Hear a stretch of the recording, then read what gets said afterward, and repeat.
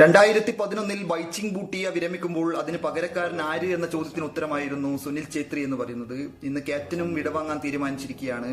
June 6 കുവൈത്തുമായി നടക്കുന്ന മത്സരം തന്റെ അവസാന അന്താരാഷ്ട്ര മത്സരമായിരിക്കുമെന്നാണ് അദ്ദേഹം എക്സിലൂടെ കഴിഞ്ഞ ദിവസം പങ്കുവച്ചത്.